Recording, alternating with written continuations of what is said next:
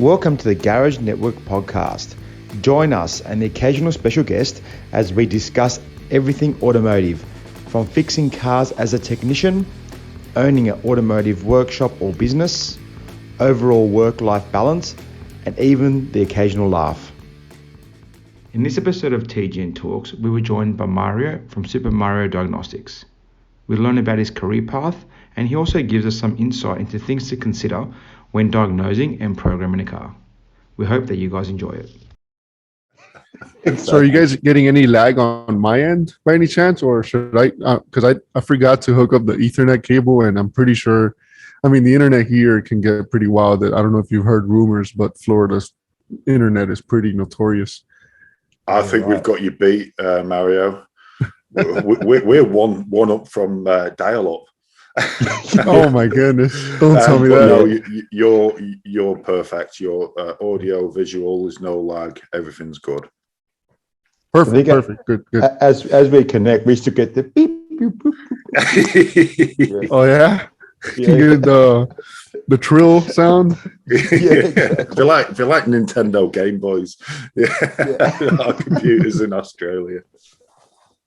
Yeah, it's pretty bad here in Florida. We're always dealing with programming issues. Now that we do so much programming, internet is crucial nowadays, especially with like DVI, automotive software, programming, the software, the shop management softwares, the service information, everything is internet related. So for any failure on that part, it's just bad for everybody. Everybody loses. Have you had not just the podcast? Yeah. Have you had any catastrophic stuff due to the internet? As in, like halfway through a programming and gone, or not yet? Yeah. I've actually had, like, everything goes perfect on like say a BMW.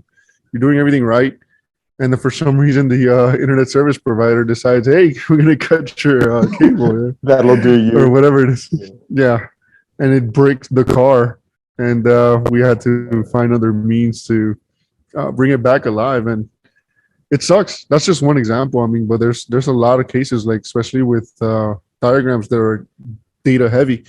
It's not just like a very simple page. So some of these service information providers, they're very data heavy, and they're very interactive diagrams and all that. So if your internet is not up to par, you're going to suffer. Everybody suffers. Your efficiency obviously drops. Nobody talks about that, right? Like, what if your internet drops? What happens to your efficiency there? Like, you're trying to diagnose a car. Yeah. You're like one wiring diagram away from getting there, and bam, your internet just drops. Nobody talks about this. Yeah. I think this is something just talking about this. Yeah. We're gonna suffer with this because I don't know if you've seen or heard, but in Australia, we have access to dealer information as right to repair. I've heard. Congrats! 1st of July. I think it's a good thing, but it's going to come with some and they're gonna fight you tooth and nail. Yeah. Well, every step of the way. We're going to question you on today, Mario. Actually, what have we got coming? Yeah. So, like, that's one thing.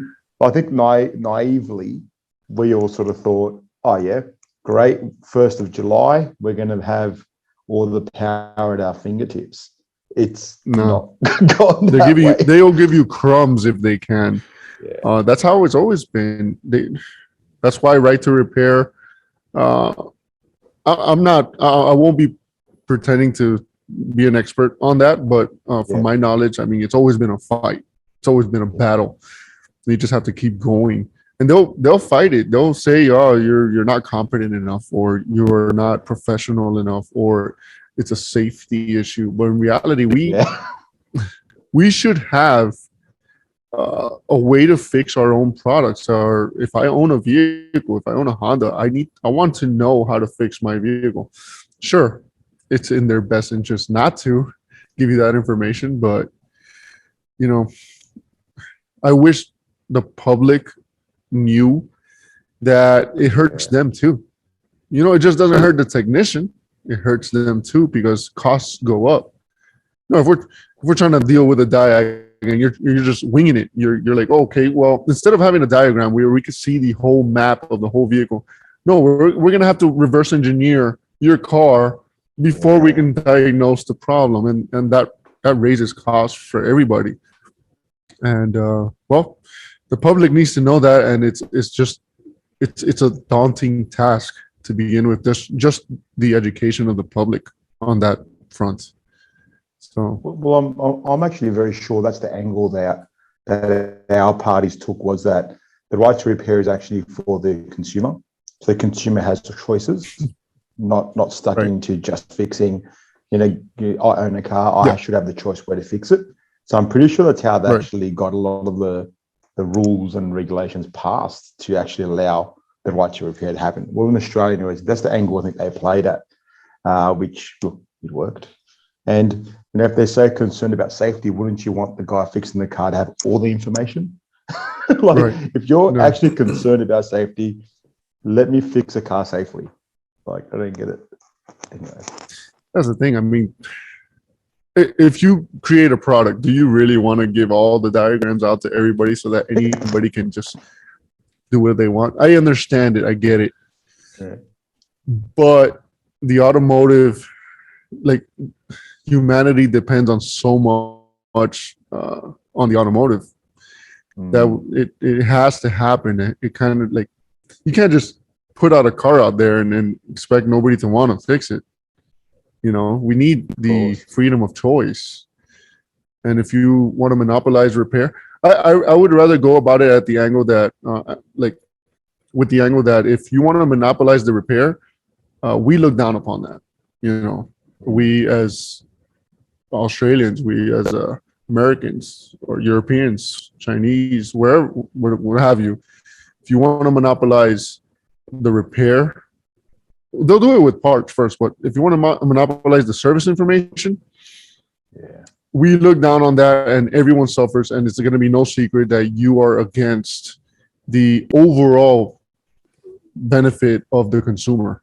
So direct or indirect. So I'm hoping that little by little that keeps going, you know. Yeah, it's a hard battle. It's an uphill battle. Yeah. Uphill battle, big time. But we're definitely learning. We're definitely learning how each manufacturer is different. Some are really easy. I mean, we've got a version of Nastif, which is called Azra. Dude, what does Azra stand for again, Costa? I can't remember. It's Azra. I don't know too much abbreviation. Okay, Azra. It's Azra. And they're like the ombudsman. And we've got participating brands and non-participating brands. And in my opinion, I've had more joy with the non-participating brands. You know, send your EV accreditations, send your police check, make sure you've not been in prison for stealing cars or something like that. Really easy. Whereas on the Azra side, with, for example, brands like Hyundai, Kia, Mercedes, they're really difficult, in my opinion. I think Mercedes is the king of this. You saw Mario's face light up just then, I did, yeah. So Mercedes, I should have seen that one coming. I think I'd have to double check, but I think for a workshop to lease the dealer equipment, I think it's sort of for about $40,000 for a year. Wow. I'd have to double check that. I think the information 4-year lease. Yeah, wow. Still, I mean, but for a shop, if you're doing 60% Mercedes or something like that, or your SEN coding multiple times a week, it's a no-brainer because it's only like $700-800 a month. It's in your best interest at that point to go ahead and do that. But the fact that they're even doing it, I mean, it's a Mercedes. I mean, don't get me wrong. Mercedes are nice cars, but it's still just a Mercedes, you know? Why do they have? It's already a complicated car. Why make it cost prohibitive as well? I mean, it's just I don't know. Obviously, they have their angle. who has the best portal. I mean, I've only skimmed across the surface, but Tesla's portal looks fantastic. You know, for an independent workshop, I was really impressed with it. I've never seen it. Wow. I the information that I've gotten from Tesla was before they actually put it out there. So I don't even know what their portals look like. But you didn't hear that from me. We'll remove that. You didn't hear that from me. 6 minutes in, Costa. 6 minutes in.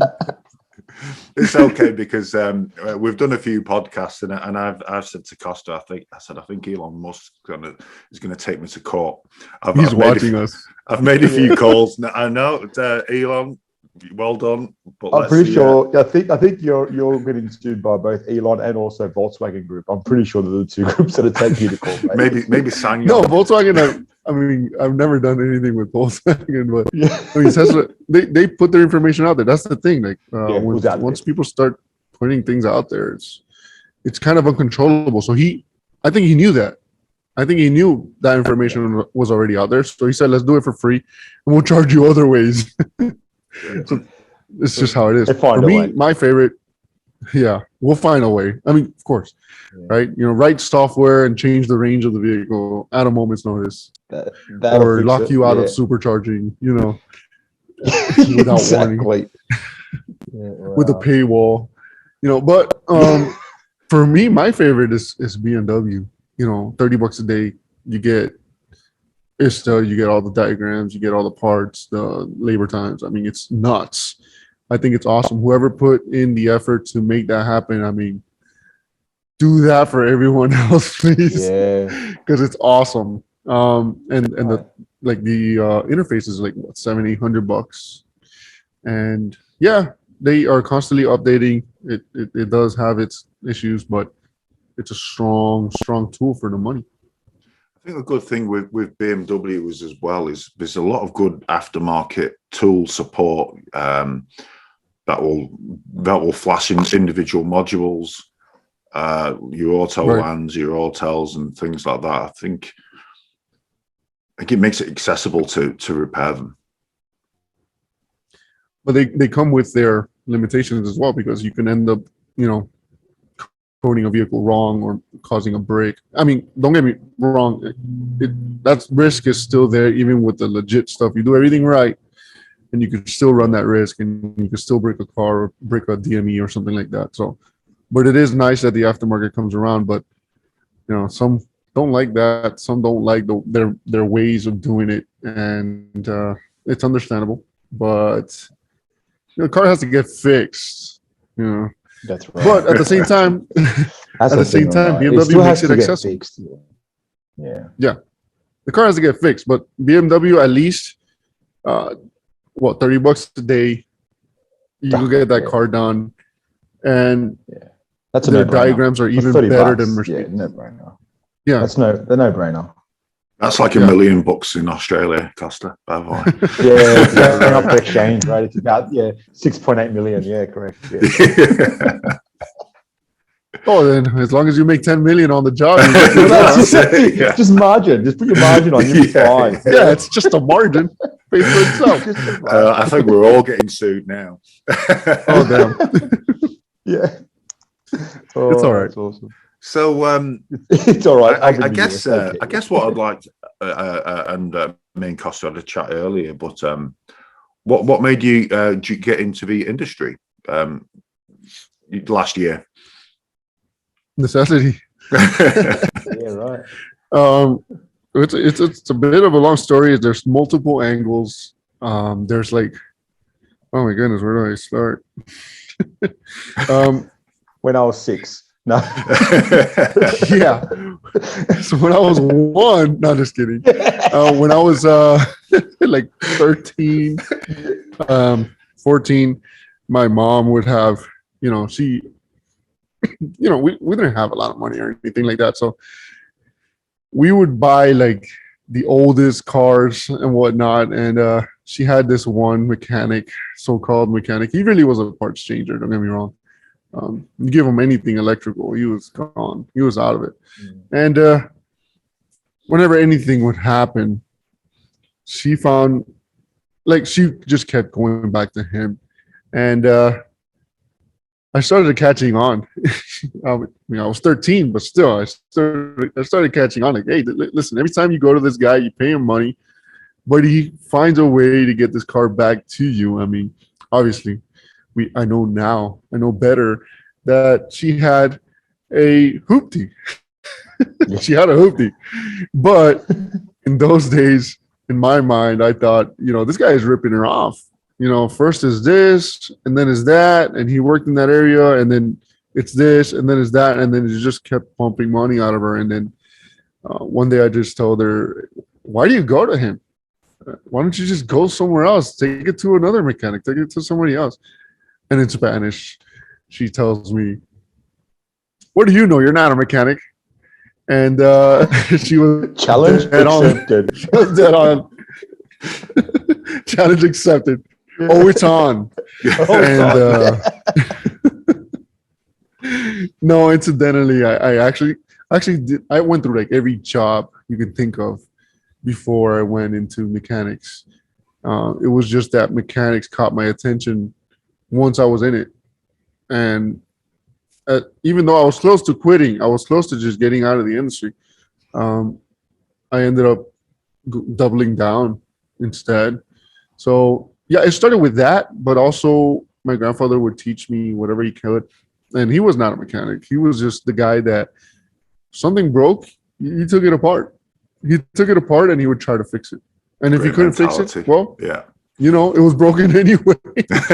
So, there's no loss. I mean, yeah, he would take apart watches, TVs, radios, you name it, fans, and we would just look at the insides, and it was interesting, because he just took the time to do it, and that inspired like the curiosity.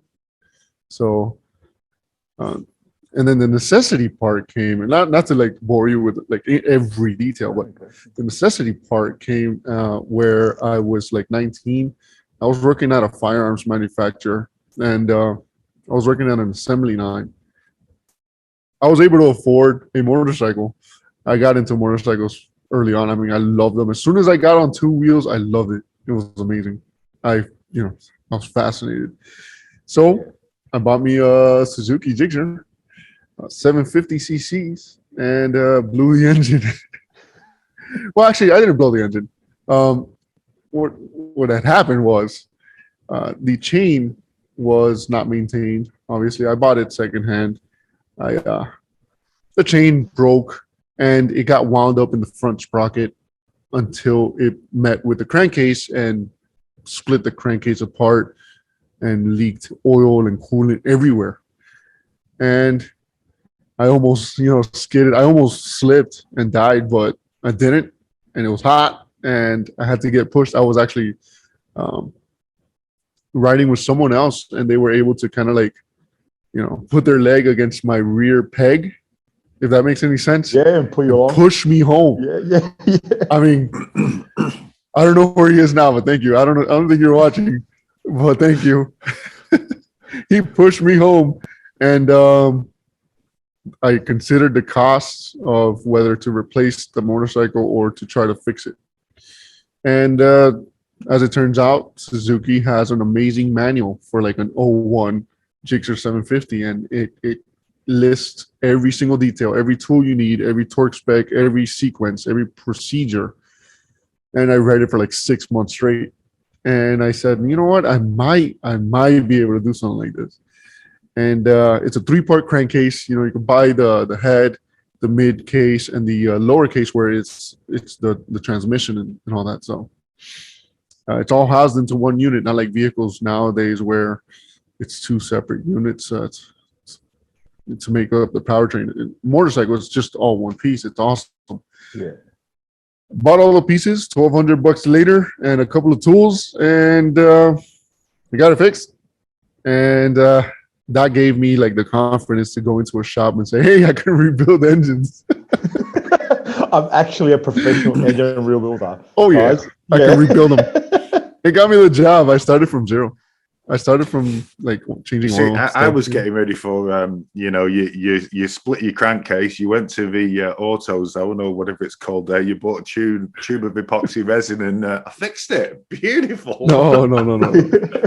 I saw the aluminum. I knew that much. I was working at a firearms manufacturer and I was working alongside engineers, and they would tell me all kinds of things. I mean, drop all kinds of knowledge, and it really helped understand the limitations of certain things, the reality of certain things.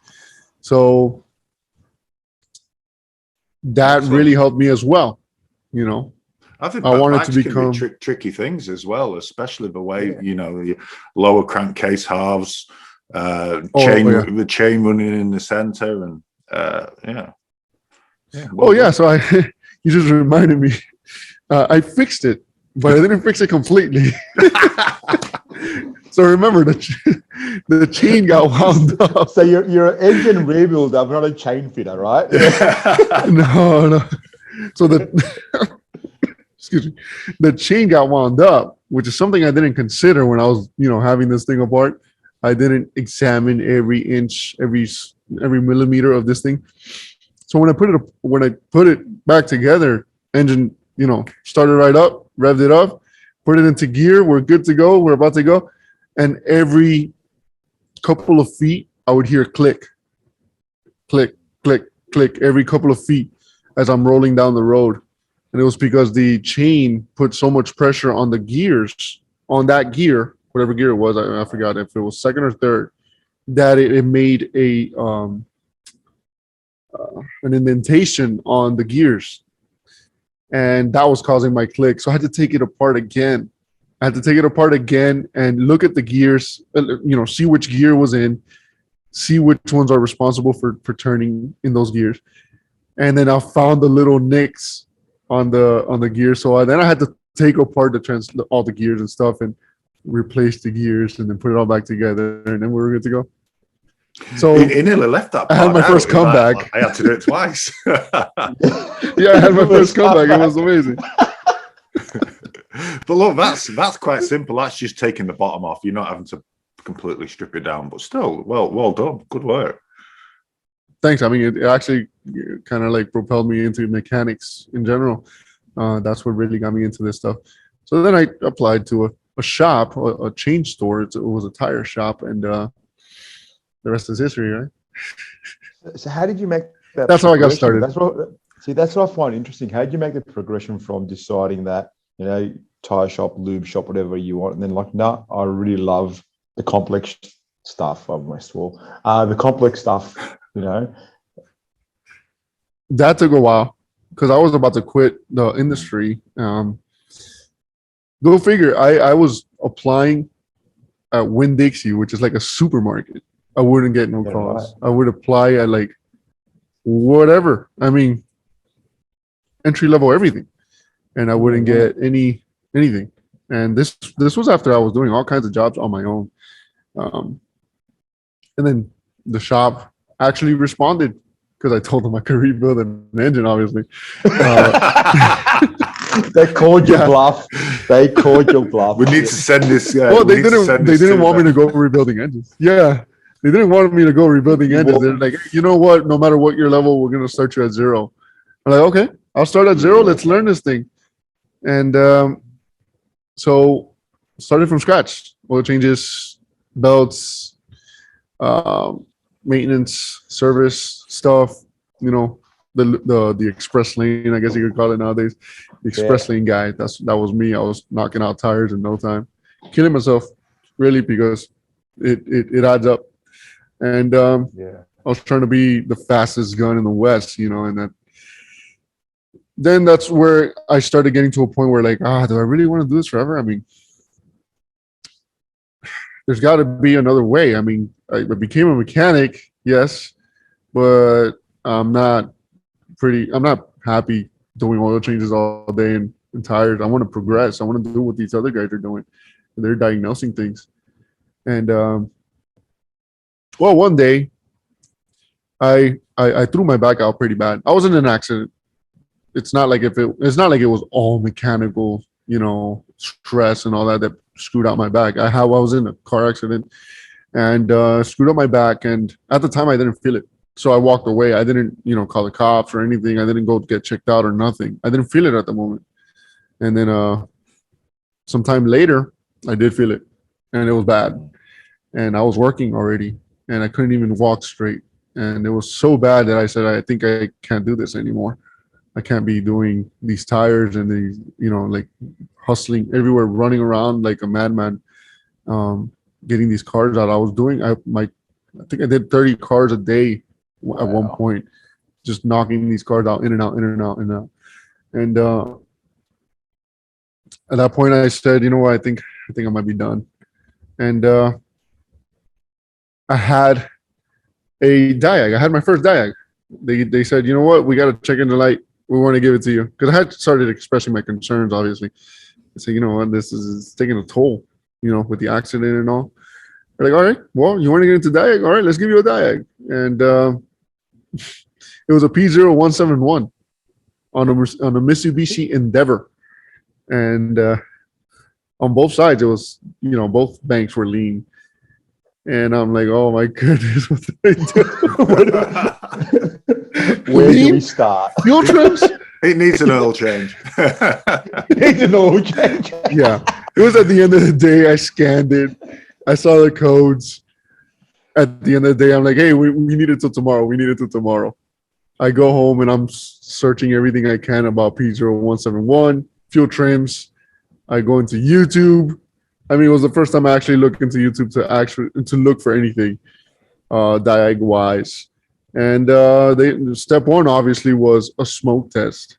Yeah. So I asked my manager, do we have a smoke tester? And they say, no, we don't have a smoke tester.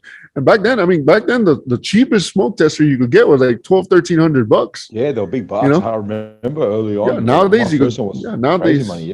Yeah. To this day, they still don't have a smoke tester. That was 9 years ago. No, that was 7 years ago. Because I was already 2 years in. And they said, no, we don't have a smoke tester. And I started looking up DIY smoke testers. And one of them was, you get a paint can, an empty paint can, brand new. And you start smoking anything, really. Put newspapers in there or whatever. That shot burned down. It was I ended up using things that I shouldn't have used, but it was my first ever. I didn't know anything, I didn't know that you could use baby oil or whatever, mineral oil or anything like that. And you just wanted smoke. Just wanted smoke. Yeah. Good smoke too. So I wanted it to be real heavy smoke. And yeah, I made one and I put a regulator in there and everything, according to the video, and I made a smoke tester and found. If we ever come into the workshop and Mario's collecting some timbers and woods, don't ask any questions. I was going to say, I want to follow a video of his smoke tester. Have you still got it? No. Once I found out how bad that was, I chucked it. And yeah, I didn't last too long in that shop afterwards. So I ended up going somewhere else, and everyone else had smoke testers at that time. Did you fix CPO 171? Yeah, I did, but not without its hurdles, because I found an EGR gasket that was no good and valve cover gaskets that were leaking as well. So it was multiple leaks. Mm-hmm. This car was just beaten down or whatnot. We got the approval. We did the job. But I told the guy, it was a chain store, remember? I told the guy, hey, listen, it needs an EGR gasket. And he says, just reuse it.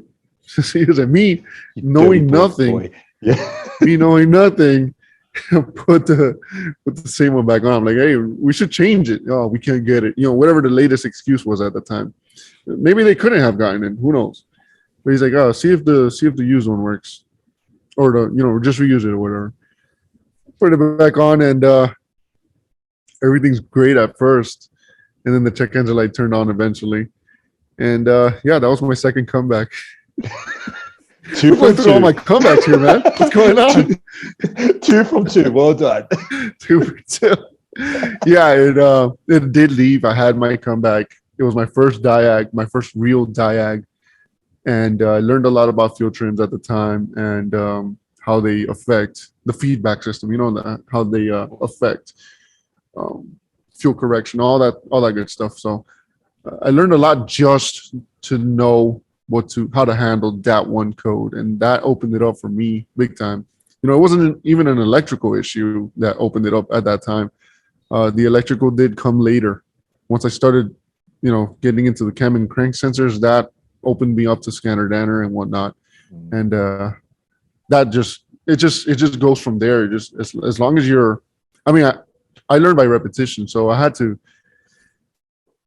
watch the videos a million times so that it gets like in there, and finally learn this stuff, and it went from there. Eventually I wanted to find what the next level was, so you know, it was diags, then electrical, and then what's next? Is it networks? Went into networks. What's next? Programming.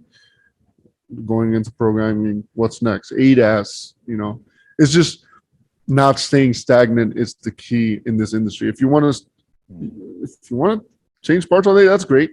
You know, you can make money doing it, but if you want to be in it for the long haul, you may want to consider learning a lot more than that. You know, the diag stuff, the electrical, the networks, the ADAS, the calibrations, programming, mobilizer stuff. You know, all that stuff, because, like I said, you can't do it forever. My body took a toll, and I had to decide that, you know what, instead of killing myself all the time, I think I'm gonna, you know, do a mental exercise every time I work on a car, and that's where I wanted to go with my career from then on. I think pushing yourself in life, no matter what you're doing, you're always going to benefit from pushing yourself up that bit further. Yeah, and it's not. I'm not saying that it's easy or anything like that. It's rough, it's tough, but you know, everything in this career is just a different way of doing it. You know, it's just what kind of stress do you want? Do you want the physical stress? You want to come home tired, beaten down every single day, or would you rather have like more mental stress, which, you know, it's pretty rough too, but at least you can pick up your kid when you get home, you know, instead of being like, oh, I can't do anything, I'm exhausted. Don't get me wrong, I get exhausted. I'm exhausted today, but it's, you know, what are you gonna do? 60, 70 years old, still pumping out brake jobs. Don't get me wrong, there's people who do it. That's great. You make money doing it, but man, that's not easy on your body. You got to think about that. Is all your work now Autobahn Diagnostics, is it called? Autobahn Performance is the shop. Sorry, Autobahn Performance. Yeah. Is it purely diag that you do, or do you do regular work in there as well? The big majority is diag. Yeah, the big majority. I've seen some of your stuff on YouTube. In fact, while I was waiting for Costa to come online before, I think you posted something on YouTube. You know, so I've got just a quick review. I've got some more. Thanks, I've got some more stuff to watch. I've followed you on YouTube for a while, and it's really impressive, some of the stuff you're doing. I'm like, how's he got there? Like, how's he fixed it? Like, obviously you're not getting as many comebacks. I mean, that's why I try to share it, because, you know, some people might say that it's not that common. Oh, like, when am I going to see that? But what about when you do see it? What are you going to do then? You know? And I try not to show, like, my case studies. I try my best not to show where, like, it's this is what fixes the car. I try to show, well, how can I, as an average technician, get the resources that I need? What tools do I need? What information do I need to get to the same conclusion? You know, and some of them, it's experience, and sometimes it's these little tricks that certain cars do. Like Europeans are, I mean, if you're in for tricks and product knowledge, Europeans are the way to go for that. European vehicles, because they have their little, you know, how can I explain it? You can only know it if you work on it. Yeah, that's right. The way it works, the way it does it, you know, And that's the whole point of my videos. It's really to just try to kind of like ease the burden a bit for everyone to start getting into it, because really we need more people coming in than going out, and it's not the case at the time. So yes, so you guys obviously are getting the same sort of staff shortages and tech shortages as we are probably. that's everywhere, man. That's everywhere. Yeah. It's got to be worldwide, I think, everywhere. The thing is that it reveals itself in different ways, because a lot of shops, they won't necessarily close down anymore. So what they do is send us their work. So we get a lot of shops send us their tough ones. So I do get a lot of problem childs that are from other shops. Other mechanics have already been through them and they've already tried. And that's what's really unique about this shop is the fact that Jason is the shop owner. He has somehow networked with, everyone in the 50-mile radius, and has become like the last stop, basically. Like, this is, if it can't be done here, you're pretty much screwed. Unless we're not equipped for something like that. But he's got a great reputation. Even when I first started here, it's like the shop was already full of cars from other shops, all Diag, all electrical stuff, comms, drivability stuff, So I'm pretty impressed with that already. There's a lot of shops that could do that. If you have a really good Diag tech I'm not saying that I'm a really good Diag tech or anything, but if you have a great team or a great Diag team with a great Diag capabilities, you could really market to other shops. It's not just 100%. It's not just the walk-ins. It's not all about the walk-ins. And it's also one of those things that I in the past have also even outsourced stuff. I've just come to the end of it, right? It's like, don't care what it costs. Can we get this car fixed? It's like, once the workshop's fed up with the car, a lot of the time it turns out just whatever it costs, we need this car fixed, please. Please. Yeah. When your brain gets to that point, it just wants to melt. I'm sure Mario may every now and then. Do you ever just get to a point where I just want to make this car disappear out of my bay, out of my life? I don't want to see it. It comes to the point that either the car disappears or I disappear. Push it round the block and back in the door. That's where he's out back making another smoke machine. Yeah. I'm gonna fix it. I'm gonna make a homemade smoke machine. I want a test drive. I don't know what happened to the car. It's gone. Oh man, yeah, of course I've had my share. There's a lot of stress that's involved with it too. A lot of people don't realize how stressful it could be having a car that you can't figure out, or a car that you're so sure that it's that thing. You did all the tests, and even after the fact, even after you change that component, it doesn't fix it. All your tests still lead you back to that, and all it takes is that one piece of information, right? If you just had that one person share this one key piece of information, 100%, it would have changed the whole trajectory of the Diag. So nobody knows everything. So that's why I think it's extremely important to share and network with people.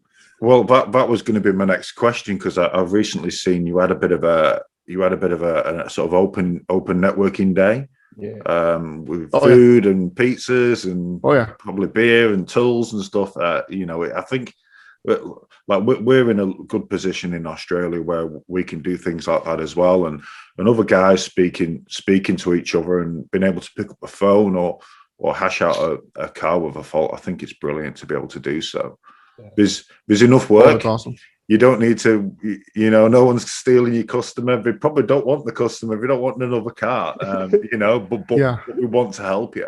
Yeah, how many out there want the car that Mario can't fix? Go on, put your hand up. I'll give it to you gladly. Yeah, there's some rough ones out there. There are some rough ones, and it sucks. But on the flip side, it's you have the people in the industry that make it seem as if it's too easy. I think that's a big problem in our industry as well. They make it seem as if, oh, it's just a car. I think that anybody who says that, they haven't been challenged enough, because it's not just a car. Yeah. Not anymore. That's what customers say to us. But it's just a few bolts. Yeah, especially customers. I mean, oh, you think that's just a car? Yeah. Why do you have to put in a password to your Wi-Fi in your car? Yeah. You know? Tell me what that CAN message means. Yeah. So if you was to, if you walk in the shop on Monday, you've got your coffee, 7:30 a.m. or whatever. What car would make you want to throw up if it was in your bay? Is there a brand which just, oh God, why is it here? I'm going to call in sick, brand? Or what car manufacturer is like your kryptonite? Yeah. Kryptonite. I've boiled it down to certain things. It's systems. It's not particularly brands, because I could like a Dodge Charger all day long, but I'm not gonna like their diesels. I'm not into diesels. I've made that clear from the get-go. And they're becoming prevalent. And I'm not talking about small time diesels. I'm talking about those Power Strokes and those big ones. I mean, I don't care for them. But the smaller one, like the BMW ones, they're not so bad. Everything's layered. Don't get me wrong, but it's not as bad. For me, it's not as bad as like the Power Stroke. If I wanted to work on a Power Stroke, I'd be in a diesel shop. That's not what I want to get into.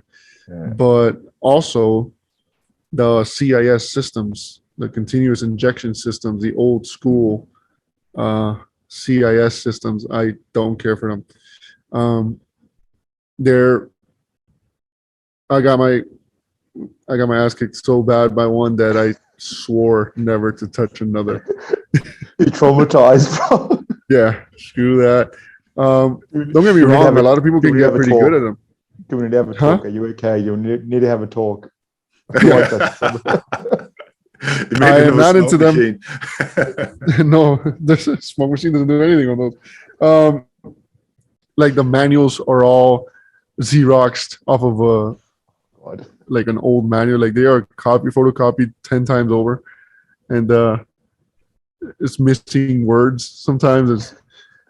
I guess I have been spoiled too much by technology, because I would rather press Control F and find what I need than to go through the whole thing just to find what I need. I'm not into that. And the indexing on those is so bad, that the manuals, I get it. That was the best in their day. But at the same time, some people are going to hate me for this, but I'm trying to keep up with the stuff that's coming out. Why am I going to stay buried with 60s, 70s technology yet? Oh, you got to know how it started. Not necessarily. We don't need to get to know how it started. We need to know how to fix these cars now, in my opinion. I don't think that's a bad call at all. A what now? I don't think that's a bad call at all. You need to know how to fix what's in your shop. Am I gonna break my head over like a car that I see once every 5 years? No. Well, no. Yeah. I'm sorry. This is how a starter motor works. Now they've all got starter generators, so don't worry about that anymore. Yeah, that's my mentality. And then a lot of people don't like that, but you know what? I need to stay on top of the stuff that's coming out now. Yeah.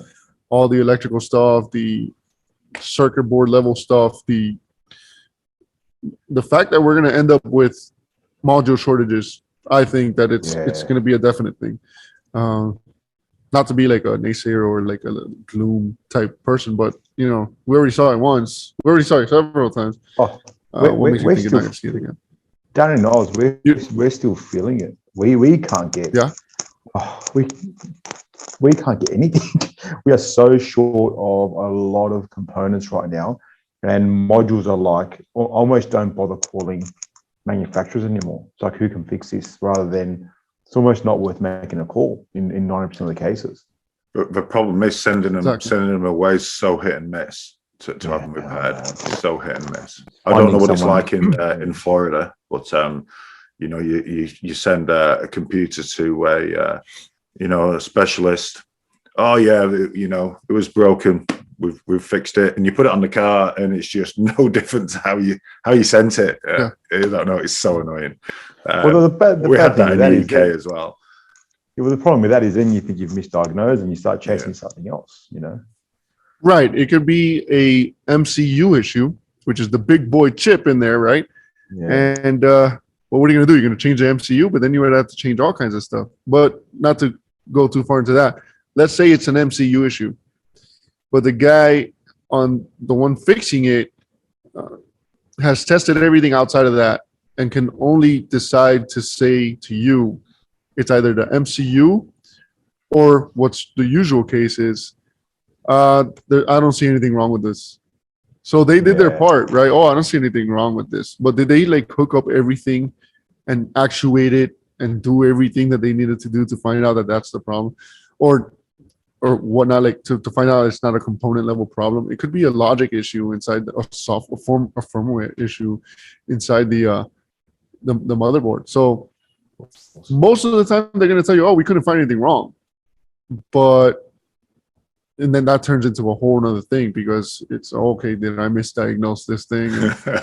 And then in the end, it's the MCU, it's the big boy chip, which you can't just change. You can't just swap it out for another because it has, like, let's say, immobilizer information in it.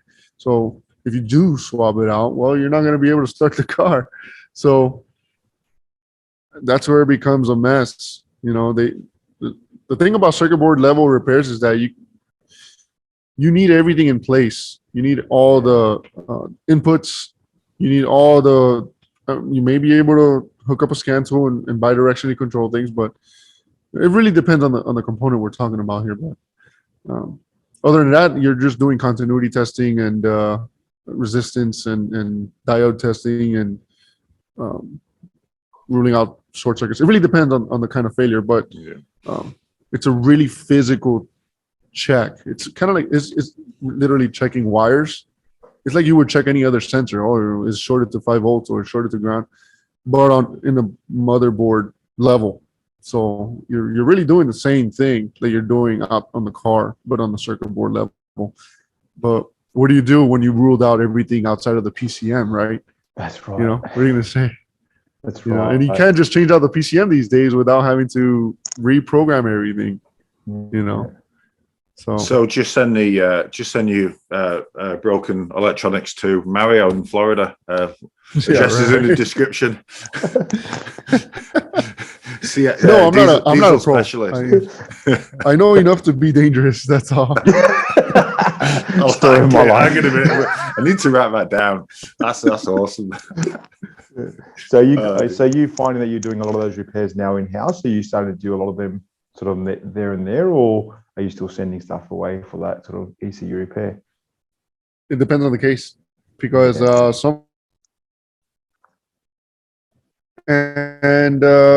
some things are sent out, you know, where it's confidence level. Let's say, like Tricores is a certain chip where all of the contact points, all of the conductors, I guess you could call it, they're all on the bottom face of the chip, and you need specialized equipment in order to transfer that chip or to do anything with it, really. I wouldn't take it upon myself to do that. I already tried. You know, you get a bad module. Yeah, you get a bad module. It's broken anyways, right? It's broken anyways. Yeah, to get the alignment on those things, you have to be dead on. I mean, some people have like the big rigs where it'll lay it down for you mechanically. It's insane. I don't have any of that stuff, so I know my limitations concerning that. And there's definitely things that I'd rather send out and have somebody warranty. That's part of the issue as well, because it's like transmissions. For me, I'm not a transmission guy. I'll be the first one to tell you. I would rather have that transmission go to a guy that's been doing it for 50 years, and they could warranty the job, and they can guarantee their work. And if anything happens, it's backed up. We've got support and whatnot. For me to go, I got my AC, my transmission AC certification. But I mean, does that make me a transmission guy? No, I don't see transmissions every day. I see electrical stuff every day. I see drivability, but I think that that's another thing that people need to stop doing is being the hero, being the jack of all trades. You want to be the transmission guy, but you want to be this guy. You want to be, you know, we're heading towards specialization. We must specialize, I think, and that only that way can we be really good at what we do and charge a premium for it. You can't charge a premium if you're doing tires and then repairing a circuit board right after that. Yeah. And don't get me wrong, there's guys that do it, but I also think that it's use it or lose it. If you're going to be doing diag, you get really good at it, right? It stays fresh. And then you go to do oil changes for like a month, you're going to forget stuff. You're going to forget stuff. Yeah. Use it or lose it. So I think we need to specialize more. There's going to be a lot of shop owners who are going to be like, this guy doesn't know what he's talking about. I got to run a business. If you get the right guys to specialize in certain areas, maybe it's like, 3 to 7 areas, and you just take it to those techs for those certain things. You would save a lot of time on misdiagnosed things, installed things, improperly repaired things, because people specialize. And that's not to say that I want a technician to just learn one thing and that's it, be done with it. I'm just saying that if you want to succeed and make it, bring the bacon home big time, you're gonna want to specialize eventually. But I had a chat with a guy who is a Volkswagen Group specialist, and that's all he does, nothing but. They're making a lot of money and not much stress because they know them inside and out. They know what they need to keep in stock. They're not waiting for parts to arrive. They're not waiting for. They've got ECUs for certain things on the shelf. Like they're geared up where things come in, things go out. They've got all the right programming stuff. They've got all the software they need, all the hardware they need, tooling they need, and it's just an efficiency machine, in and out, in and out, just flows. in and out. Just flows. And they almost know from the customer description of a problem, it's going to be this, and they've already got the parts ready to go, because of the repetitive nature of it. Not to say that that's a good, way about going about things, like being repetitive. I'm not saying to be repetitive. They still get curly stuff. You got to remember, it is Volkswagen, so there's always curly problems. yeah, definitely. But definitely. Yeah, as a money making machine, bloody hell. They you got to make money, right? Yeah, they churn it. 10 million bucks. Sorry, $10 million. Gonna get you 10 million bucks. Yeah. That's like a shop that does all kinds of things, right? Like they do. Let's say you're just an oil changer, right? You could be a specialist, but you also have to stay on top of the latest things. I always get this like thing. I've been doing this for 30 years, but the technology changes. You know that, right? I mean, the technology changes on the drop of a hat.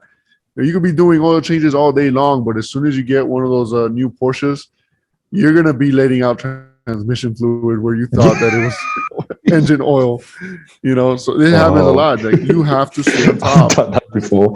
Yeah. Oh, not even gonna. Sorry, man. Not even gonna lie. It was a Volkswagen Group car. I've done that before. Don't lie, Costa. Don't lie. That's all it takes. That oil was quite clear for engine oil. Oh, yeah. Oops.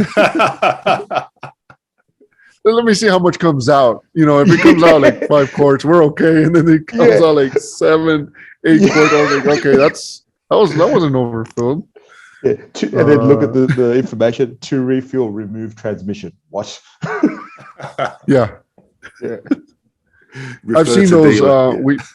We've had those from other shops where the Porsche would come in, and the technician thought that they had drained the oil, so they refilled it, but there's no dipstick. And how much oil you think went in there? and no transmission fluid, all at the same time. Double whammy. Yeah, it's bad. You do not want to do that. Yeah, no. So all the crowd. I'll probably be one of those that says the same thing. Oh, I've been doing this for 30 years. But I also think that, when you get complacent, that's where it hurts you. Obviously, that's a given.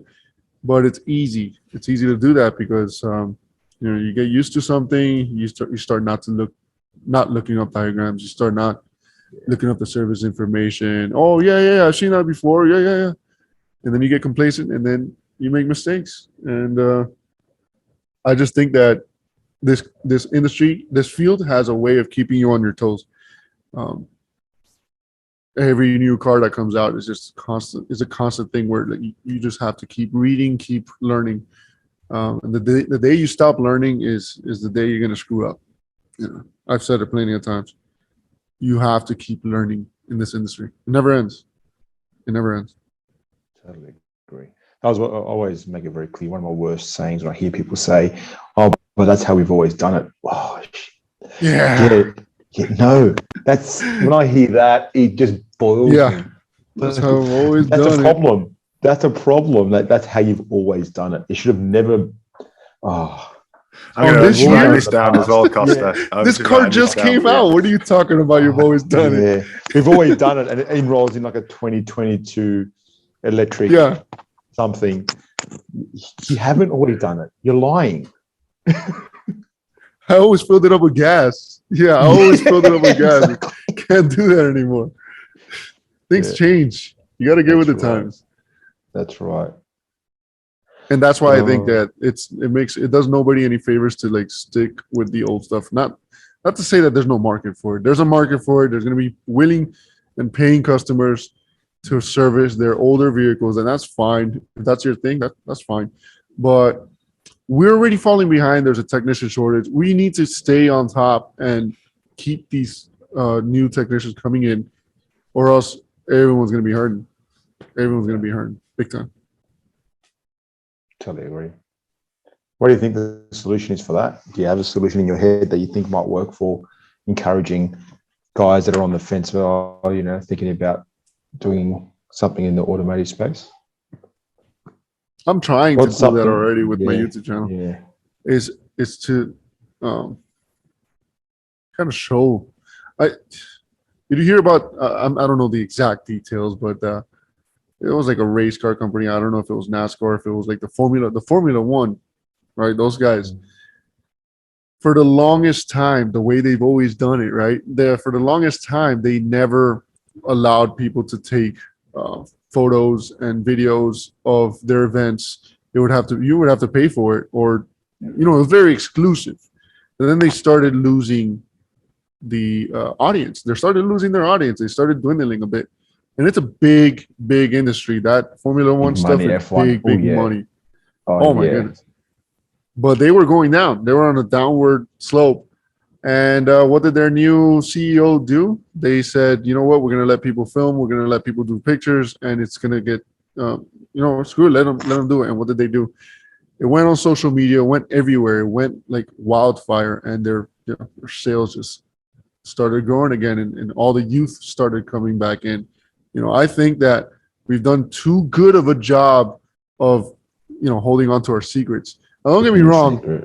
I get it. There's safety issues. You don't want to reveal certain things about a car that will give someone enough ammo to be a danger to themselves.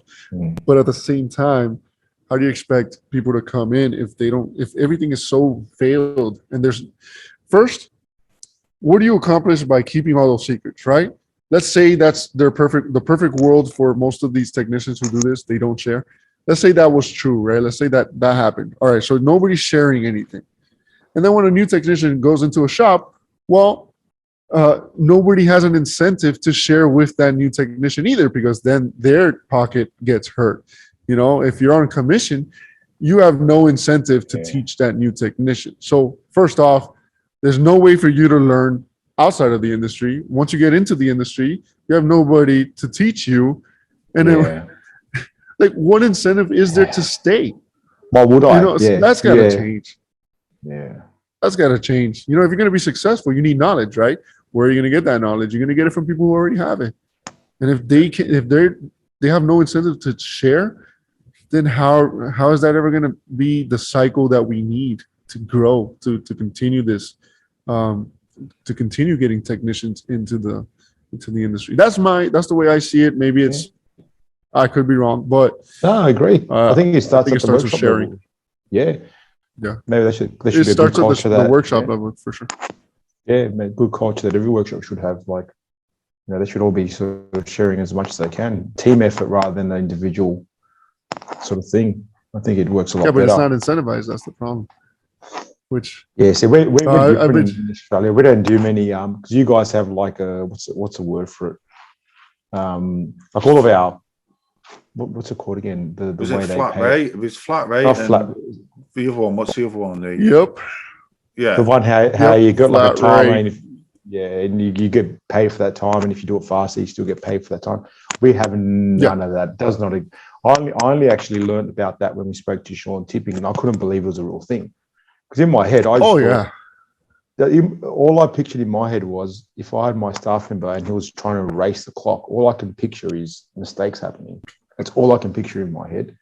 You're constantly racing the clock. And the hardcore flat rate guys will tell you, if you're a good tech, you'll turn 120 hours a week and you won't make any mistakes. You won't have any comebacks, which is total BS because impossible. You never had a comeback. You've never challenged yourself enough. Yeah. You're not taking on crazy diags. Yeah. But even with basic stuff, the comebacks, they happen. They get less frequent as you get more experience. But that's about it. They still happen. You know? Yeah. And that's another thing is that you'll get somebody who's like brand spanking new into the industry and put them on flat rate so they don't get to learn outside of the industry. They come into the industry, nobody wants to share with you. You get put on commission only, and you have to buy thousands and thousands of dollars worth of tools. You have to go find your own training. Like, I mean, nobody can say, how are we going to get other people? There's so many red flags to this system that how is it not obvious what the problem is? And we know what the problem is. We know what we have to do to change it, but and little by little, some shops are starting to change it. But the thing is, I know it's hard. It's tricky because you almost like, do you make more money or do you get more knowledge? Do you get more experience? It's a bit of a it is. You hope that you can bundle it together with the knowledge that leads to more money. Hopefully, you know. It has to be feasible for the workshop. I get it, but it's also going to be. But the thing is that if shops charge what they deserved, this wouldn't be an issue. Yeah. And I think that a lot of shops don't think they deserve it. How can I possibly charge the customer this much money for a broken wire? It's how we always did it. It's always we always charge this much. Can't change it. Yeah. I mean, do you negotiate with your doctors when you walk in? I'm gonna try to now. I mean, all you did was a snip. I mean, I could have done that myself. I just didn't have the time. Yeah. You know, I think that a lot of shop owners don't think they deserve that. A lot of them are undervaluing themselves. Oh, the book time says 1 hour.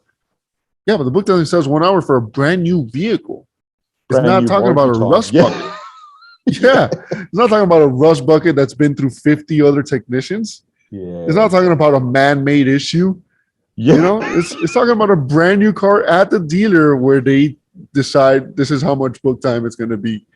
That's what they do. Well, isn't that more based upon this is how much the manufacturer wants to pay the dealer or something? It's like a ridiculous, not a real. Yeah. Yeah, that's rough. Hey, if people want to do flat rate, that's fine. That's up to them. But I don't think it's doing anybody favors for the reasons I already mentioned. There's no incentive to share. There's no incentive for me to go help somebody else. Why? Yeah. Because there's not. I don't get rewarded for that. It takes it out of your time, right? Yeah, that's right. So if someone asks for a hand, you're almost inclined to say no, even though you work in the same shop. They're incentivizing it. Yeah, Am I going to be such a douche that I wouldn't do that? I mean, that I wouldn't help? No. Even when I worked flat rate, I helped others. But in the back of my mind, I'm like, well, there's that money flying away Yeah. helping this other guy. What if you spend course. 2 hours helping that other guy? And obviously that's a whole different issue. That would become a whole different issue. But it also changes the incentive from not like it also adds to the lack of incentive. It doesn't only apply to sharing. It also applies to the type of work that I would myself um, allow. Yeah, I'm a technician. I do have certain things that I could allow or not allow as a flat rate technician. What incentive do I have to go grab a car that has been through every shop in the near 10 miles and they couldn't figure it out and I gotta go figure it out? What incentive do I have, or how much are we charging for this? I mean, we're gonna have to start with like 8 hours. Like obviously that's unrealistic, but what incentive do I have to go find the You're almost problem penalized. child of the neighborhood? Yeah. You're almost penalized for trying to go for the hard one. Exactly. You do get penalized for getting the tough ones. Yeah, wow. And then obviously the diehard fans will be like, oh, well, if you're really a good tech, you'll figure it out. No, that's not how it works. Yeah, I'll figure it out, but are you going to pay me for it? I mean, I used to work for a shop where it was like 1 hour max for no matter what the job was. It was a 1 hour max diag time towards my production. It takes half an hour to just grab information. Like if you want to do your homework, if you want to do your homework and if you want to prepare for that job, if it's a tricky one, get some wiring diagrams ready, all that sort of stuff. Description and operation. Let's say you take a Mercedes, it doesn't start. Well, and they don't have any tooling for it either. Yeah. Oh, we want you to figure this out. Here's a test light. Here's a test light. It's LED. It's a new one. Some cracked stuff. It's a new one in the shop. No, you get the good one, the LED one. Here, it's a new Power one. Probe. It's a Power Probe. Yeah, there you go. Here's a Power Probe 3. That'll start it. Yeah. Yeah. We've always done it this way. It's just another car. That's right. But how much time does it take to find out the process in which, you put the key in, you turn it to the first position, you turn it to the second position, what modules are involved? I don't think enough people appreciate just how much we have to learn just to get a car cranking. I remember when I didn't know anything about Mercedes and I was in a Euro shop and people thought that I knew everything about Mercedes and they would ask me, hey, how does this stuff work? This DAS system. And I'm like, man, I have no idea. I have to go look for it. I have to go look it up. And then I started looking it up. And I'm like, oh, man, it is not that easy. And luckily, it wasn't a car in front of me. It was somebody who was reaching out for help from me. I'm like, oh, my goodness, I wish I could be more of help, but I don't know. And I started looking it all up. But you can look it all up on your own time, but there's nothing like having that car right in front of your face and you can't get it off the bay until it's fixed. Yeah. And that's when it really counts. I mean, you almost become like a very good, how can you say, researcher. You have to become an excellent researcher, know where to find the information. That's a job in itself, knowing where to find information. Find it fast. Do you want to buy an hour or a day of manufacturer's time, or is it all data, auto data? Like Costa said, is right. You can sit down for half an hour finding the information, and then is it correct? Exactly. It's a great job, isn't it? Mercedes, it is the best job in the world. I'm not being a douche. It's an awesome job. It just keeps you thinking all the time. Have I made the right call? Oh, we read so much. I'm barking on the wrong tree. It's brilliant. Yeah. What if it's a software update? Those are the worst. No, that fixes everything. Used to say that fixes everything. No, I'm telling you, things are changing. People used to say it's never the software. I beg to differ. It's a lot of the time the software. Get the software out of the way first. Yeah. I'm sorry. You're gonna hate me. So many people are gonna get on my I agree with that. Get the software out of the way. See, it's nasty.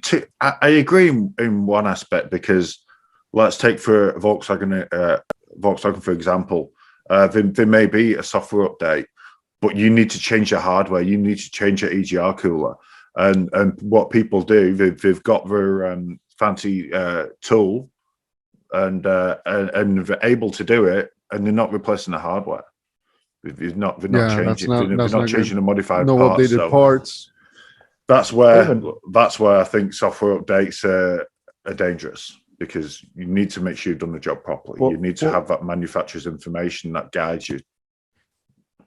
Or even Jeff, that Hyundai that I had last week that I put up on the network was about had a Hyundai that would only have non-start issues in winter when it was cold. And that was a software update for the cold start would overfuel during the winter months when you got to a certain temperature on the coolant temp, right? Wow. Only on the cold days. Software update. There was no. It was definitely fuel related because you could smell the fuel raw coming out of the back, and it was overfueling. You'd go, and some mornings you'd crank it and it'd be no comp. You have to go, 4 foot to the floor and put it in flood mode, but you'd go to the car and crank it, and you sound like there was no compression. Yeah, because obviously it's ball wash cylinders. How are we meant to know that? And Gil, one of the guys, and was like, "Yeah, this software update, go get it done." He went to the dealership and worked it all out because we couldn't get access yet. But yeah, like you would have thought that kind of an engine. That's an excellent example, because how much time would you spend to prove to the customer, and it's a Hyundai, so it's gonna have lower end issues, right? Yeah, it's probably no compression. That's about right. Yeah. That's sort of you saw the special tool that they have for that. They have like lower main bearing play tool. They check the tool. They check the play by giving it pressure and vacuum, and then checking the play. No, I haven't seen that. Yeah. Oh yeah, it's a thing here. There's there's recalls about that stuff too. I think the 2-liter turbos, they have a special vacuum pressure tool that they put in each cylinder at top that center, and checking how much play is acceptable. You look at any book, and 1/1000th of an inch is the tolerance. I don't know what the tolerance is for Hyundai. A little bit of knock is okay. A little bit of knock is okay. Yeah, it's acceptable. You're good to go. And that's the thing. They use the tool as a bailout card, because if it passes the test on the tool, it's not covered. You're going to have to wait, or, what have you. But anyway, that's an excellent example, because it's a software update. How would you know that? And imagine talking to the customer. The first step is a software update, and then we'll continue. And if it doesn't fix it, who's going to pay for it, right? It's a tough sell, but you know what? It's becoming the norm. These new cars, that is the norm, in my opinion. I had a car. Oh man! All right, I'll tell you a bad one. You guys talked about which car you come in the morning, you just want to throw up. Here we go. It's actually very similar to this one. Yes, an XJ. It was an XJ. Oh my goodness, where do I start? That thing would go into restricted performance once every 6 months, and I couldn't get it to act up many times. It kicked my ass so bad. We started, there was somebody else already in there. There was already somebody else trying to diagnose this thing. They had left a couple of connectors loose, the ECM connector loose, a couple of junction connectors loose. And I'm like, oh, this has to be it. But the fact that it doesn't act up for months, I had to keep releasing the vehicle. Of course. What are you going to do? You're going to test it for 6 months? Who's going to pay for that? So you find something, I would wiggle it. It would do the same exact thing. I'm like, oh, this is it. It would do it. Fix that or tighten up the connections and whatnot. It would continue doing it. What fixed it? A software update. It hasn't been back since. A friggin' software update. Yeah. And you know what's funny? I'm not going to mention the name, but there's the big name brand over here. There's a big name scan tool here. I had tried updating it already. I'm like, man, let's just see if this is a software issue. I used an aftermarket scan tool, and it programmed it to the latest software, right? Yeah, right. Logic. And I put the factory scan tool on there. You see that? Thank you. Sure, yeah. It was a bit of both. It was a hybrid, And I put the factory scan tool on there, and I go towards the calibration. I do a software update, and it shows the calibration number that's already in there, right? And I'm thinking, oh, this is going to tell me it's already up to date, right? And I already updated it, so it couldn't be this. I go to the software calibration number; it's completely blank. It can't identify what's in there. The car's running, Wow. and it just doesn't identify what's in there. The factory scan tool. So I used that to do the calibration, and hasn't been back ever. And he's a pretty good customer. He's a great customer, and he's pretty vocal about that. Like, if it'll act up once, like in a week or two, he'll just say, "Oh, it acted up once, but I'm not gonna bring it in yet. I'll just wait till it gets worse," or something like that. So far so good. Software update for the win, and not buy an aftermarket scan tool. Yeah, there you go. It sucks, but it really killed me because it was like it would act up once every 6 months, and then it became once a month, once every 3 months, once every couple weeks. It's like, oh my goodness, this thing is brutal. So tricky. I guarantee there's nothing worse. Yeah. Sorry, Costa. There's nothing worse when you've got a scan tool and it says the function's there, and you press a button, you think it's done. I mean, Costa knows all about this with scan tools. When he killed the Mercedes gearbox, but it's really annoying. And a Mercedes. Costa, he did. It was bad. I've got trauma. Costa nearly had hair like mine. He did it was checking the oil level in this Mercedes, and all of a sudden it just sounded like service. It sounded like somebody dropped Mario's smoke machine. It just sounded like a load of nuts and bolts and things, and then it wouldn't go into drive, would it? Oh God! Oh. And that was a very good, which I would expect it to be OE level aftermarket, but an OE level scan tool. I would have expected it to have that function available, and I don't know what it did. It definitely didn't check oil level. But that car, it was meant to be check oil level, made a weird noise, and it sounded like a transformer happening. And then no drive, no function. Sorry, can't clear code, can't do anything. To do an adaptation, had to clear the code, but won't let you clear the code.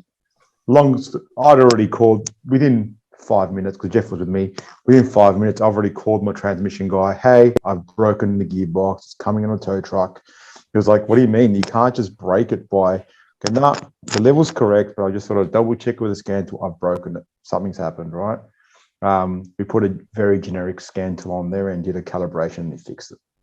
So that was... Wow. Yeah, miscalibrated or something. It kind of like wiped it out or something. I'll tell you what it did do. Well, it is Mercedes, though. It did put poop in my pants. That's what it did do. Oh, yeah. Yeah. Especially if the customer's a waiter. Oh, yeah. No, to be fair, I told them, look, it was just a minor... I think she came back 3 times. Well, yeah, because I told her, I told her 3 to 4 hours, I have that ready to go, just a few minor things. She came back like 6 hours later. Is it ready yet? I'm like, we're just finishing it up. Yeah. I don't know. I don't have good luck with waiters. I personally hate waiters. Yeah. Not the people, the fact that they exist, like that somebody's watching you trying to diagnose an individual. What are you doing? What's that? So what's that? What's that right there? Did you want a hand? Did you want a hand? I can help you. No. Yeah. So you're not gonna get any discounts by standing there. It's brutal. I'm not a fan. I think I've gotten spoiled by being here. I'm in a separate building, so I'm to myself. I get to blast my music and play. My brother is my coworker, so it's pretty cool. But waiters, everything goes wrong when you have a waiter, in my opinion. Somebody did an oil change on a Jaguar, and then somehow the key wasn't working anymore, and we had to like do like an immobilizer reset or something like that. And the customer's waiting. I don't think that we should cut it so close all the time. Great. No, that's that mentality. Oh, it's just a car. I think it's cutting it too close to the edge with these waiters and expecting everything to be perfect all the time. You could brick a BCM like this car happened. Whoever did whatever they did to it, you could brick a BCM by changing out the battery. Something happens with the voltage spikes or what have you, or they try to crank it with a low voltage already, and it'll corrupt those BCMs. And imagine you're just doing a battery job and it's a waiter, and it's it's not going to be any better regardless, but it's so much worse when the guy is there. It's like, hey, I just drove it in. How am I going to get home? This happens a lot. BMWs and Minis for coming into workshops for a Globe, and they go out with no windows, no electric windows. The footwell module. Yeah. There's a fix for that. Yeah. It's quite bad, and never mind. Yeah, a few shops that's happened, and it's always on the battery change. Yeah. And it's always like in the doorway as well, Yeah. You're in the driveway for just blocking the shop. Or if you try to crank it with low voltage, it'll kill those things. Yeah, wow. But I actually showed a video on how to fix that. If you, I've seen it. I've seen it. You nearly made me spend a load of money. Thanks for that, Mario. Well, there's other ways. There's cheaper ways. I mean, you get a different programmer and do it the other way. But I'm going to message you after actually about that. But Oh yeah, that looks send the file. I'll get it sorted. Send the file. Send the file. We're good. So, but how many people don't know that? That's another thing. Like, oh man, I could go on for days with Euros. Like what a huge difference there is between shops that know about this stuff and shops that don't know, and then they run into that and they're like, oh my goodness, what are we gonna do? We just bricked the module. All we did was change the battery. It's a mess. That's why we need people to share and I'm not saying go crazy with sharing. I hope I'm not going crazy with sharing, but I do think that we need to share more, be better to each other as an industry. Stop being the dog eat dog mentality. Times have changed. It's good that this is now worldwide. I really think so. Growing up and been in a shop in the UK, it was very much everyone was an arsehole. Everyone was shit. Every workshop had the worst mechanics in it. All that crap. You went to where? They're garbage. Mario, you didn't let Mario touch you, did you? God. Yeah. It was very much like that sort of in a few years ago, and in Australia it's like the opposite. I really see good things in Australia, and I'm seeing the same in the US, and I even think back in the UK, people are still 50 states. It varies. Yeah. It varies greatly. You never know, But we need more shops to get in line. The mom and pop shops that don't know, they're not connected. They're probably not watching this stuff. They're not going to know any better. They're just going to keep doing whatever they did. They're in their bubble. Like I was. I was in my bubble until I got, until I went to a training event. That's where it actually started for me. You don't know any better until you go and see other like-minded people. Then you realize it's a bigger world than you think. But I think that's a big, like, to answer the way previous question, like, how do we start, changing the mentality? We need to expose people to this stuff. Like, go to training, start meeting other shop owners, start meeting other technicians, start networking, that's a great start towards everything. Well, Costa, should we go to Florida? Or should we have a networking event in Florida? Jeff, I think actually tagged you in it when he posted the event. Did yeah? Sorry, flight. I know you ignored me like always. I did ignore you. Well, yeah, no, I was already talking to Mario about it behind your back anyway. Yeah, okay. Yeah, I've already been. It came back. Yeah, you can tell from your tan. We had a great time. Oh dear, that's awesome. So come to Florida anytime. Careful what you got Disney World. Listen, we're not scared of little alligators. We've got big crocodiles here, mate. So we'll be there. Yeah. There you go. I think we can get a 16-hour flight from Sydney to Jim's Dallas, actually planned it, and then Dallas to Florida. We could drive it. Oh man, drive that's huge. What's the what? We could just drive it. It's only like going around the corner, isn't it? That's brutal. Jeff's got a diesel, so I mean we'll get there with great fuel economy. I've got a transit. That'll do it. That's a big flight, a big adventure. You know, I'd feel like the pressure is so on. These guys are coming from Australia. Yeah, but it's not like we're swimming there. We're going to sit down, obviously, in premium economy, and probably drink as much free alcohol as possible, and biscuits or crackers or whatever. Get it over with those 16 hours. I would feel like I have to roll out the red carpet, man. That's such a huge thing, you know. That's the thing about this networking thing. Like you want to meet everybody. Yeah. You know, you want to, talk to as many people as you can, and it's like we're all so everywhere. Yeah. So it's so tough. You know, I wish it was an easy way to do it. This is the easy way, I guess. You know, like, got to take that. Count your blessings, because how many people back in the early 90s, they couldn't even do something like this, like talk to someone halfway around the world, we got to take that. Yeah. This is great, but there's something to be said about that face-to-face connection, though. Mario's showing his lag now. Oh, was that me or Mario? Okay, I thought I lagged. No, I think it's Mario. You're breaking up big time. Oh, he bricked us. He bricked us. Oh, no. It has begun. Oh, no. That's it. My windows aren't working anymore. My Ethernet cable. Yeah, you didn't have your battery stabilizer on. Yeah, you're back. It's on, man. Yeah. So, Costa, we'll have. I'm actually using my Diag card for this. Oh. we're due a trip. We definitely due a trip. But, I'm not scared. So a question that I've got for you: if you could, if your God help it, never happens, but if your shop was on fire, so if you made another smoke machine, if you'd made another smoke machine, what tool would you grab? What tool do I grab? Yeah, if you've made a car keys, I'm out of there. He's got. I don't know.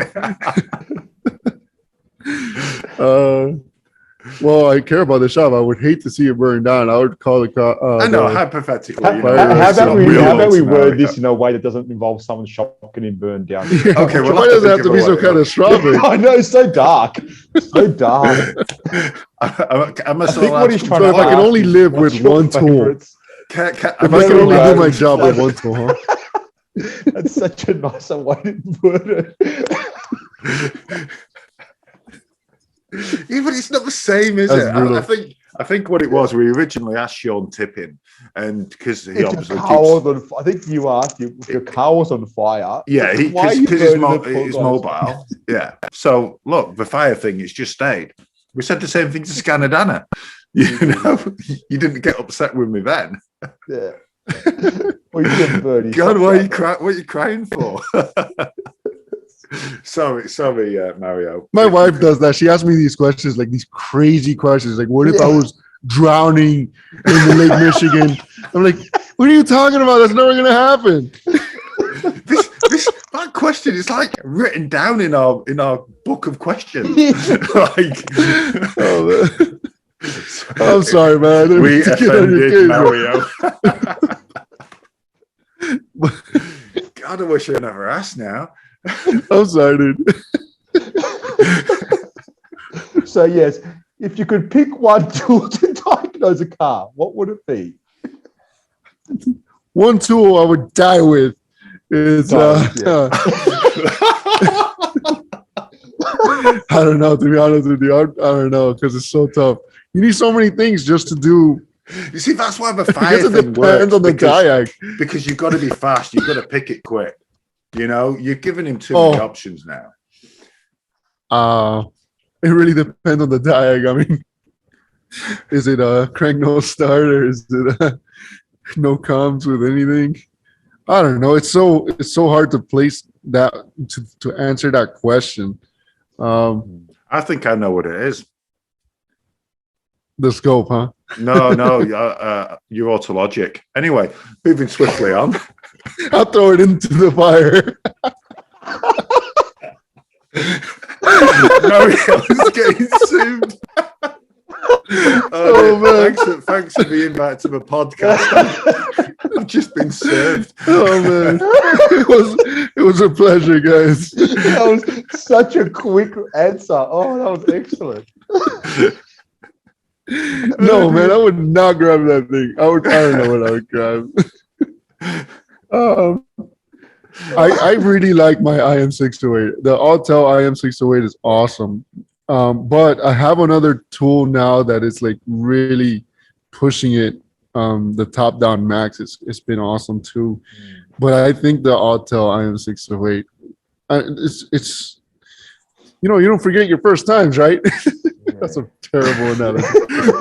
bloody long time ago. The Autel was my first scan tool. So my first that I bought, I mean, and it was not cheap, and you can't help but remember that. Like, I did a lot of research before buying it, and it has a special meaning to me. It's weird as it sounds. You would think not, but like it has a kind of like a special place for me, because it got me.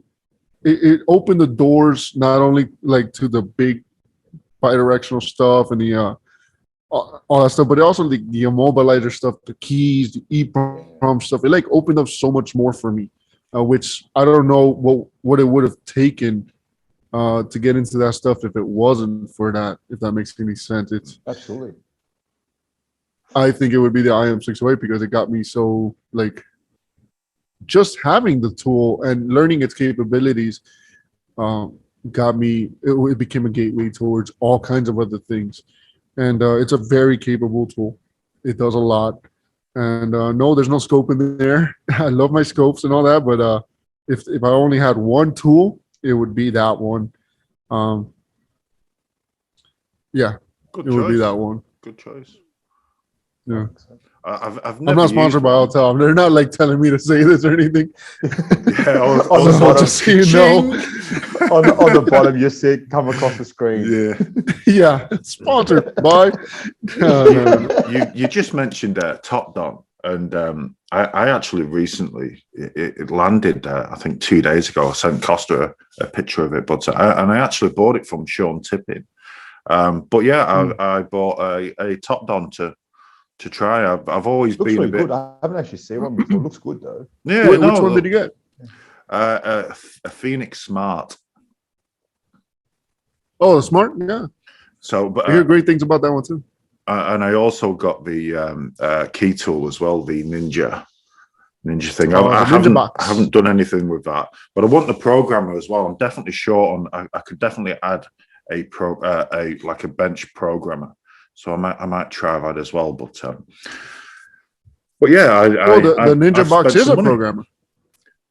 Yeah, so there's one which is like a handheld key tool, a 1000, I think it's called. I've not got it here. It's in the other room, and then there's like a bench programmer, that you can house chips in it and power PCUs on the bench and things like that.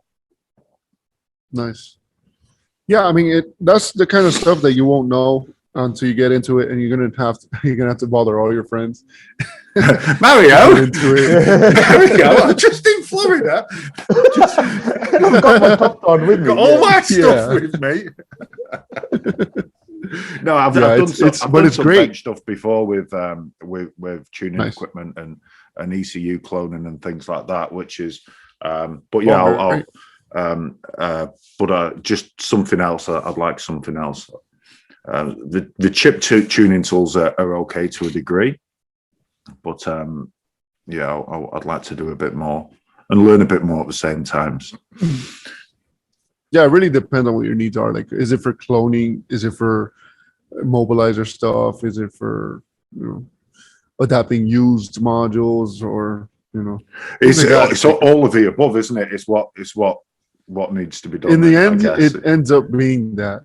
Yeah. The needs arise, and then you see, oh man, I can't just clone this. This is not going to work because, well, the old one doesn't work. So now I need to adopt a new one, or do I need to reset a used one, or adapt a used one by modifying something, making the card think that it's a new one.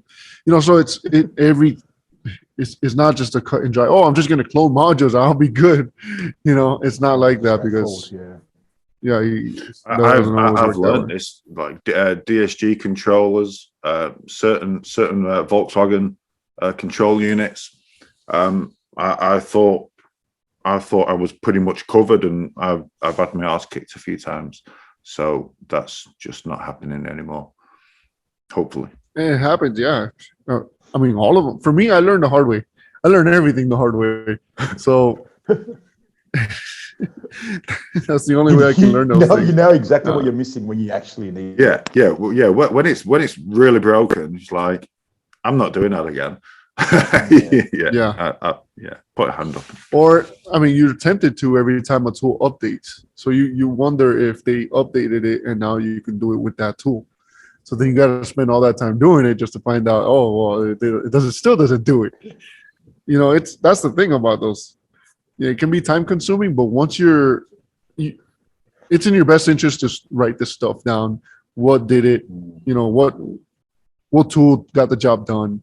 What process did you take? I make the mistake of trying to keep that all in my head, and it's not good. You got to write that stuff down, refer to it later, because once you start adding up those tools, once you have like 6 programmers or something like that, you're going to want to know which one did it, because you will spend all that time going through each one until you hit the jackpot. Yeah, that's the only way. That's a good point. That's actually a good point as well. Actually, we'll send you a Garage Network Righty Downey Mario book. There you go. Right on. Do you call it a Righty Downey book? Righty Downey book. Well, yeah, because I rarely write things down, especially important stuff. Yeah, like my birthday, Mario's birthday. You got to make sure you write it all down. Well, we're going to Florida for Mario's birthday. That's right, we are. Yeah. Oh, so next year then? Too far away. I want to do it before Christmas. That's a good time to come, because it's so hot out here that wintertime is the best time to be in Florida. I'll tell you that much. And it's not raining so much. Like, it rains a lot down here, more than people know. Really? Yeah. During the summertime. Oh, I'm thinking it's tropical beautifulness. Yeah. It sounds like Sydney. Yeah. All it's done in the last 3 years in Sydney, it's been 40 degrees and raining. Obviously in the summertime, but yeah, summertime here we get a lot of rain, and we might get like a week of winter. Right. Spread out like across different days. You get a day over here, you get a day over there, and that's not even winter for you guys. Like, it doesn't even get 40 degrees. Yeah, you're lucky if you get like 40 degrees. Yeah, right. That's Florida. No, we get those days. We get those days. It's awful. It's absolutely awful.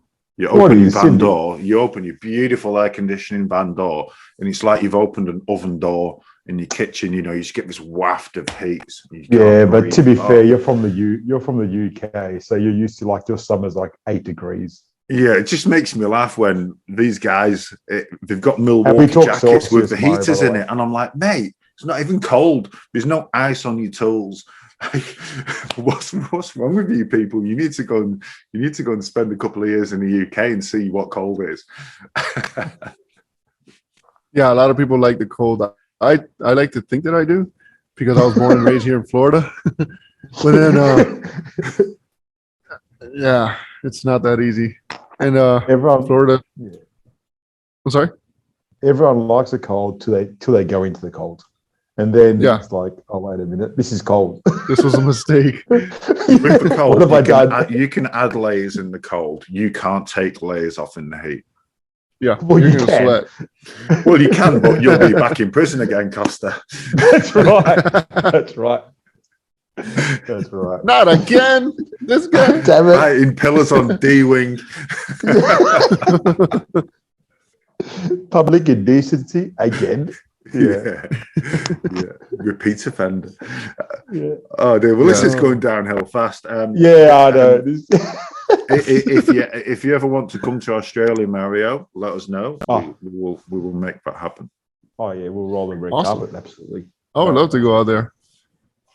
That 16-hour flight, though. That's That's just from Dallas. Oh man. So how far is it to Dallas? I have it's about 2 hours. I have unattended back injuries, remember? So for me to sit 16 hours, I mean, it's brutal. It's a tough flight. Yeah. And they've got direct. I would love to. They've got non-direct as well, but you can go through certain countries to get here as well, or vice versa. But yeah, it's a tough flight. I think it's one of the longest. It was one of the longest individual flights, Sydney to Dallas. Yeah, and it's not too bad.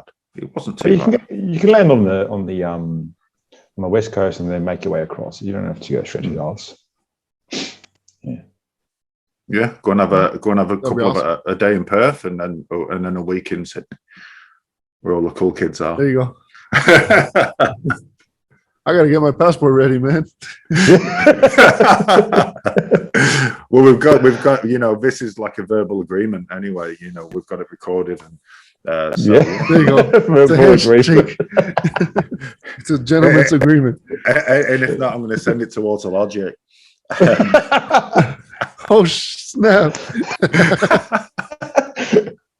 Oh no! It's all a bit of a giggle. We all love Autologic, really. Yeah.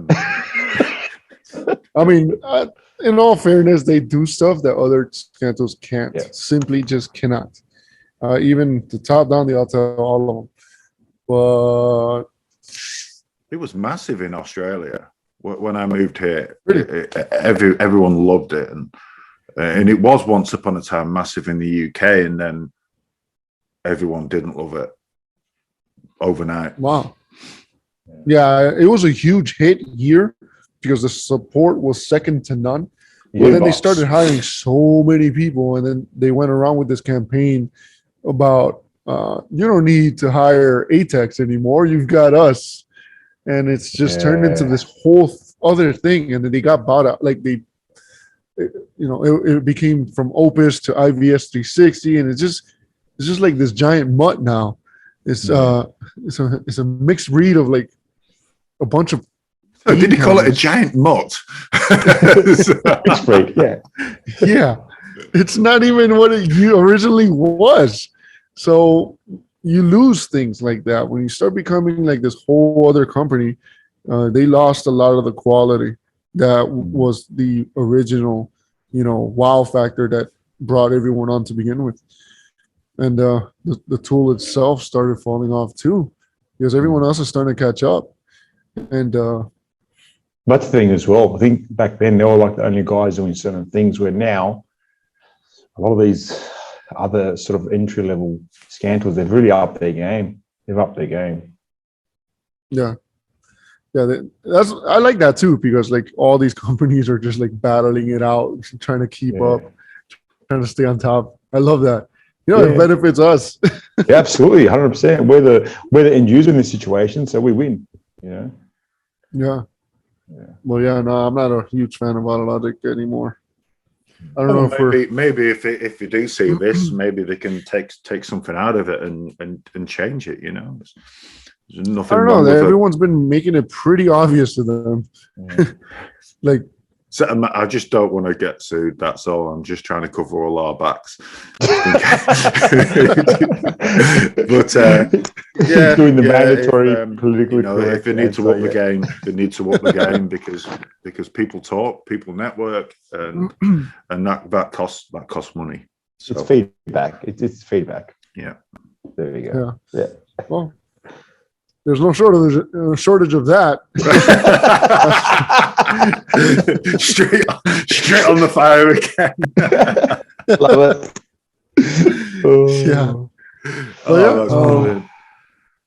Well, I've really. You're probably getting close to home time, right? What's the time now for you guys? It'd be getting 7:45 p.m. over here. What time is it over there? 10? We're almost 10 a.m. Yeah. We better let you get home and do daily duties. There you go. Yeah. Well, I really appreciate your time, Mario. Just closing up. Thank you, guys. This was nice. Looking forward to some more in the future. Absolutely. And, red carpet for when we come to Florida as well. Yeah. There you go. Yeah, excellent. Done. Awesome, man. Thanks for your time. Much appreciated. Thank you. You guys have a good one. You too. Cheers, Mario. Bye. Cheers. Take care. Bye. Bye. Don't forget to join our private Facebook page if you are an automotive technician, and also subscribe to our YouTube and our podcast channel. They are all called The Garage Network. Thanks, guys, and see you next time.